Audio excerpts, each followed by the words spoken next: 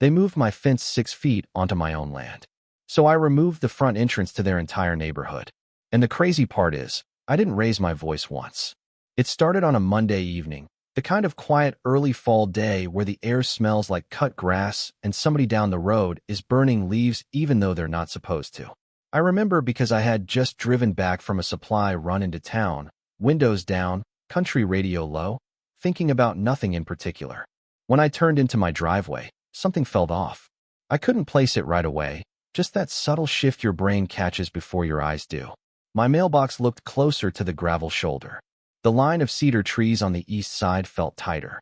I slowed the truck, rolled forward a few more feet, and then I saw it. My fence was wrong.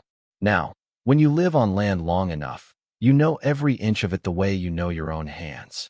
I've got just under 3 acres on a corner lot outside of Briar Glen, a newer development that popped up about 5 years ago where old pasture used to be.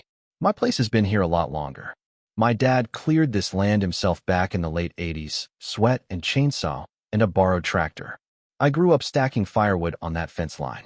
So when I saw brand new wooden posts sunk in fresh concrete, boards still bright and clean like they came off the truck that morning, I felt something twist in my stomach.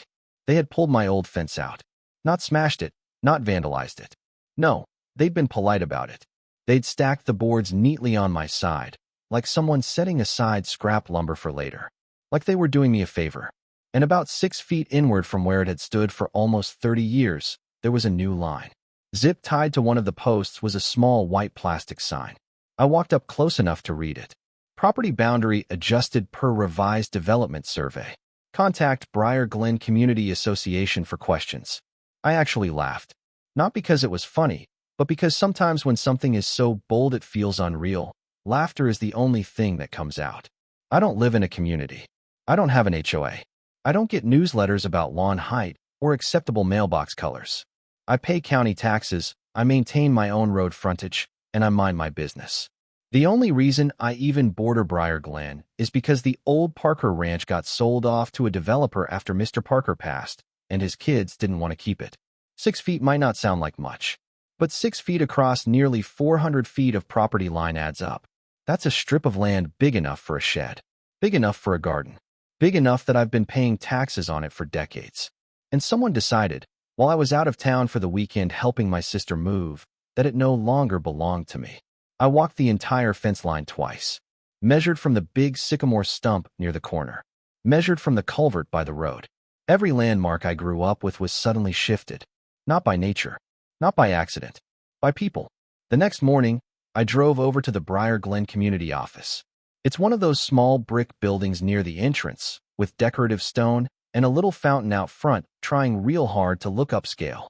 The sign at the road says Briar Glen Preserve in fancy wrought iron letters, like they're protecting something ancient and sacred instead of 38 nearly identical houses packed shoulder to shoulder.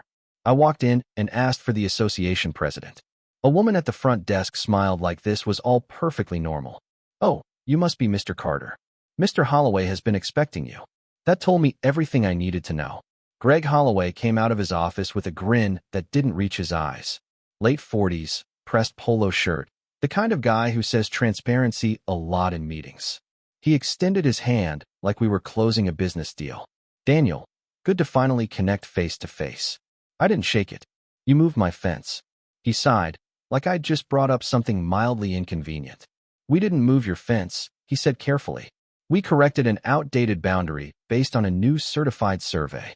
There was a discrepancy in the original developer's documentation." 6 feet is not a discrepancy, I said. He kept smiling. "The new survey shows the line further east. We're simply aligning everything for consistency. It improves the visual flow of the neighborhood entrance." Visual flow. That phrase hung in the air between us. "You did this while I was out of town," I said. "Timing was coincidental," he replied. "The survey crew had availability. We assumed you wouldn't mind." That right there told me more than anything else. They assumed. Because my house sits alone on the corner, older, with a metal workshop and a tractor sometimes parked out front, it didn't fit the polished brochure image they were selling. And 6 extra feet of green space along their entrance probably made their waterfall and stone wall look more symmetrical. And then something clicked in my head. Their entrance. The big stone monument with Briar Glen Preserve carved across it. The lights. The landscaping. The little decorative waterfall that runs at night. It sat right along that stretch. And I knew, because I had the conversation with my dad years ago, that part of that entrance was not actually on Parker land. It was on ours. Back when the original developer first started building, he came by our place with blueprints and coffee, asking if he could temporarily extend the decorative wall a few feet onto our corner to make the entrance curve look cleaner. My dad, being who he was, told him as long as it didn't cause trouble and they kept it maintained, he didn't see the harm. There was no paperwork, no easement filed with the county, just a handshake and neighborly trust. Respect goes both ways, or at least it's supposed to. Standing there in that office, listening to Greg talk about visual flow, I realized something simple. If they wanted to play by surveys and technicalities, I could too. I didn't argue, didn't threaten. I just nodded slowly and said, "I'll review the documents myself." His smile faltered for half a second. "Of course," he said. "We're fully compliant." I drove straight from there to the county records building. And that's where things started to get interesting. The county records office smells like old paper and burnt coffee. And if you've never had to dig through property maps before, it's the kind of place that feels boring until it suddenly doesn't. I walked in with a calm I didn't entirely feel. On the outside, I was steady. Inside, I was replaying every inch of that fence line in my head, every tree, every post hole my dad and I dug together when I was 17. A clerk named Marisol helped me pull the original plats. She had reading glasses perched on her head, and the kind of practical kindness you only find in government offices that deal with real people every day. "You said your parcel borders Briar Glen?" she asked. "Yeah, been there since before it had a name." She gave a small, knowing smile and disappeared into the back. 10 minutes later, she came out with rolled maps and a digital overlay on her screen. We laid the old survey from 1989 over the updated subdivision plan from 5 years ago. There it was, clear as day. My eastern boundary line had not moved. Not legally, not historically, not in any recorded document filed with the county. But the stone monument entrance for Briar Glen Preserve curved just barely into that corner triangle of my land, by about 12 feet at its widest point. Not 6, 12. Marisol tapped the screen gently. "There's no recorded easement here. No right-of-way agreement. No variance. If there was a private agreement, it was never filed." I nodded slowly. "So technically," I said, "that structure is encroaching." "Technically," she replied, "yes." I drove home with copies of everything. Old plats, tax records, aerial imagery from when the development first broke ground. I spread them out across my kitchen table that night and sat there long after the sun went down, just staring at lines and measurements like they were telling a story. I thought about my dad, about how he used to say, "Always get it in writing, son, even if you trust the man. Especially if you trust the man." We didn't get it in writing, but that didn't mean I had to let it slide now. The next morning, I called a local property attorney, a guy named Leonard Briggs who'd handled a boundary dispute for a friend of mine years back. He met me in his small office above a hardware store downtown. No flashy lobby, no marble floors, just a manila folder and a sharp mind. He reviewed everything quietly, flipping pages, comparing measurements. "They moved your fence without a court order?" he asked. "Yes, based solely on a new survey commissioned by them. That's what they said." He leaned back in his chair. "Daniel, they can commission all the surveys they want. Unless there's a mutual agreement or a judge signs off, they don't get to just move a boundary marker that's been recognized for decades. Especially if taxes have been paid on that strip consistently." I felt something settle in my chest. "And the entrance monument?" I asked. He smiled, just slightly. "If there's no easement, it's a removable encroachment. Legally speaking, you could demand it be taken down." "Could I remove it myself?" He paused. "With proper notice and documentation, yes. But I'd advise doing it by the book. File a formal revocation of any implied permission. Give them reasonable time to respond. After that, you're within your rights." Reasonable time. That phrase echoed differently than visual flow.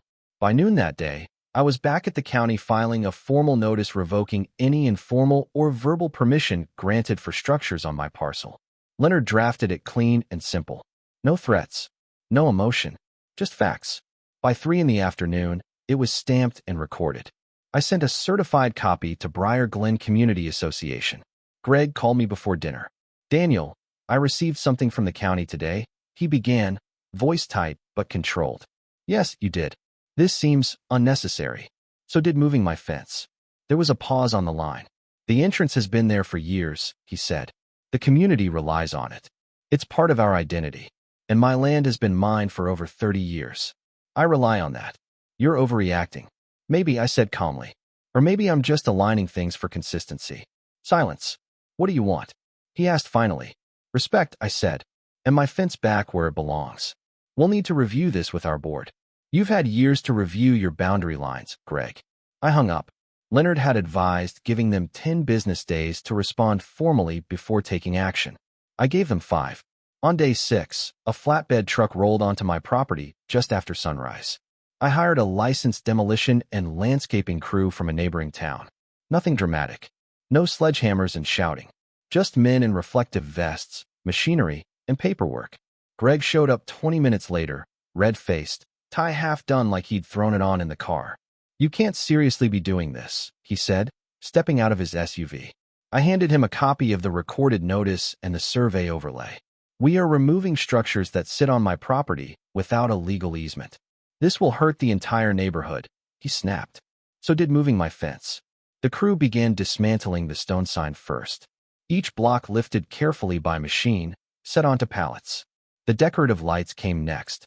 The landscaping shrubs were dug out and loaded. Finally, they shut off the pump and drained the small waterfall feature that had trickled peacefully for years. It wasn't destruction. It was subtraction. Residents began gathering at a distance. A woman in yoga pants whispered to a neighbor. A man in golf attire took pictures on his phone. I caught fragments of conversation drifting across the open air.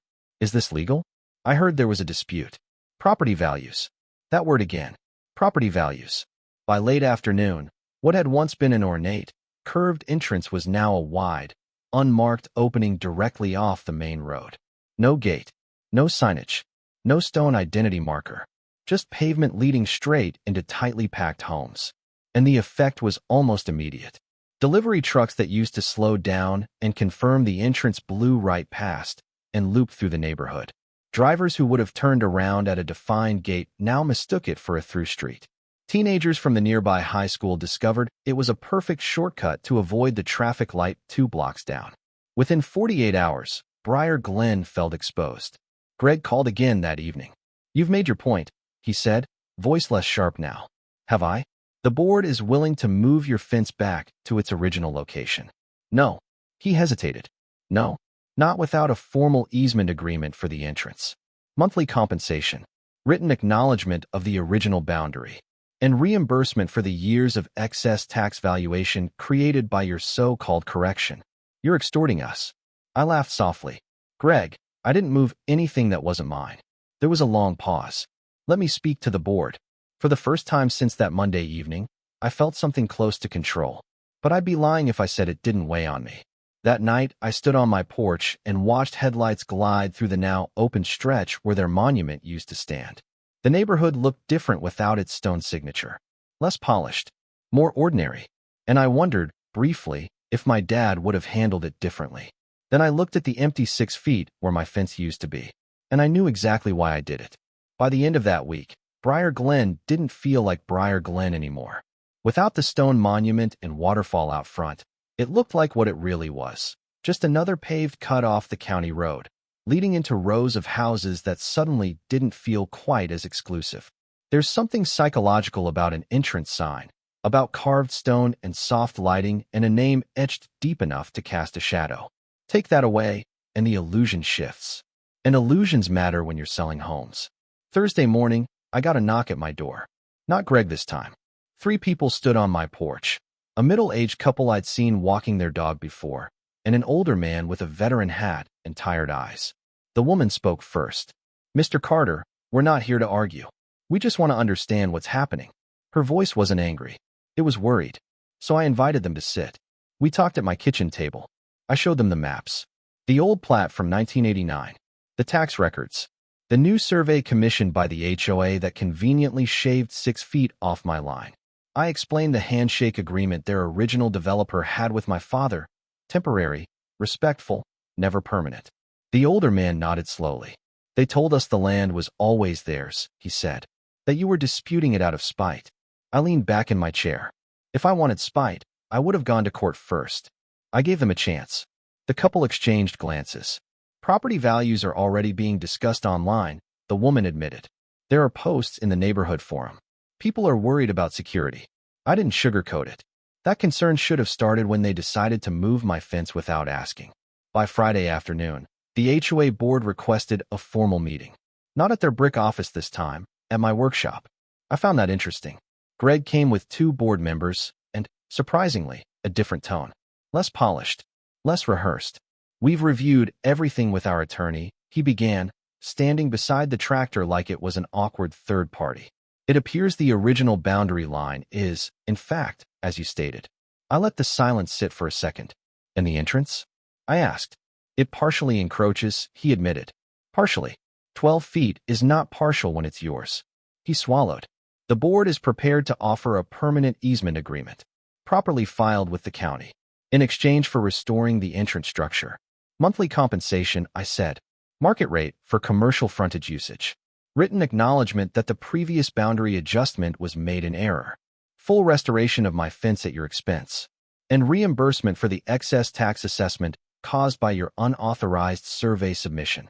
One of the board members, a man in his 30s who looked like he hadn't slept much, let out a quiet breath. That's substantial. So was the assumption that you could take my land because it made your entrance look better? Greg held my gaze. There was something different in it now. Not friendliness. Not arrogance either. Just calculation fading into realism. If we agree to all terms, will you allow the entrance to be rebuilt? Yes, I said. But smaller. It stays fully within the easement boundary. No creeping edges. No creative landscaping. He nodded slowly. We can draft that. It took another week to finalize everything. Lawyers went back and forth. Numbers were adjusted. Language tightened. But in the end, ink hit paper. The easement was recorded properly this time. They rebuilt the entrance, but it wasn't the same. The new structure sat further back, trimmed down, no dramatic curve cutting into my corner. The waterfall feature was replaced with something simpler. Functional. Less theatrical. And my fence went back exactly where it belonged. New posts. Reinforced footings. This time I stood there while they set every single one. The day the last board was secured, Greg walked over. It looks good, he said quietly. It looks correct, I replied. We stood there for a moment, watching cars pass. You know, he said after a while, this didn't have to escalate. I almost smiled. You're right. It didn't. He didn't argue with that. Life in Briar Glen slowly stabilized. The online chatter quieted down once the new entrance was up. Property values stopped being the headline topic. Delivery trucks adjusted. Teenagers found a different shortcut. But something had changed. For them. And for me. A few residents started waving when they drove past my corner. A couple even stopped to introduce themselves properly, without an HOA badge attached. The veteran came by one afternoon with a 6-pack and said, off the record, that he respected what I did. Not because it caused chaos, but because it drew a line. And that's really what it was about. A line. I didn't remove their entrance to be cruel. I removed it because someone decided presentation mattered more than permission. Because someone believed that a quiet neighbor with older land wouldn't push back. There's a certain mindset that creeps into planned communities sometimes. The idea that order equals authority. That if enough people agree on something, it becomes truth. But property lines don't care about consensus. They care about records. About signatures. About respect. Every now and then, I sit on my porch in the evening and watch headlights sweep across that rebuilt sign. It still says Briar Glen Preserve. It still lights up at night. But I know something most drivers don't. They're passing over ground that exists there because I allow it. Because this time, it's written down. 6 feet doesn't sound like much. Until it is. Now here's where I'll leave it with you. Was I justified in how I handled it? Should I have tried harder to compromise before pulling their entrance? Or was it necessary to show that actions have consequences when boundaries are crossed? If you were in my position, what would you have done? Drop your thoughts in the comments. I read more than you think. And if you've ever dealt with an HOA, a boundary dispute, or a neighbor who assumed too much, share this story with someone who'll understand. Because sometimes, protecting what's yours isn't about aggression. It's about standing still and refusing to move.